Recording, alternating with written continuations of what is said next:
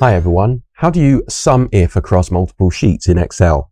So if you're aware of the sum if function in Excel, you do something along these lines. So I've got this on 1 month, April, click on where I want the result, type in an equals sum if, open bracket, I check my range, which is F, comma, check it against my criteria, looking for consumables, comma, and then my sum range or how much I've spent expenses, close bracket, press enter, and I can see I've spent £702 of expenses, and I can autofill that down. However, when I want to create a summary sheet and want to do the same across all of the months, April through to March on the financial year, then it doesn't seem to work. So how do you do that? This is what you do.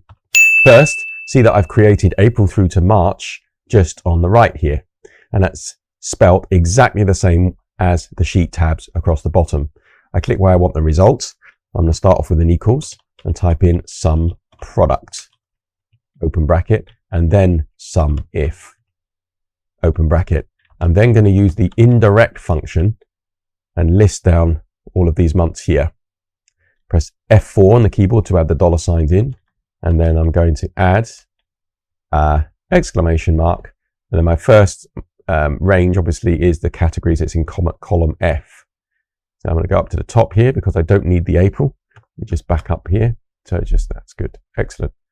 I can now close off my quotation marks, close off my bracket for the indirect, type in a comma. Now it's looking for the criteria. Back to the summary sheet, click on the criteria, A8, type in a comma. Now it's asking for the indirect function again, so let's do that. Indirect, open bracket, choose my months of the year, F4, ampersand, exclamation mark, and this time I need to go to column H. So click on column H, it's added in the April. Again, I don't need that, so I'm just going to back that one up. That's great. Click at the end, quotation mark, a bracket to end the indirect, a bracket to end the sum if, a bracket to end the sum product. Press enter, and there we've got our result.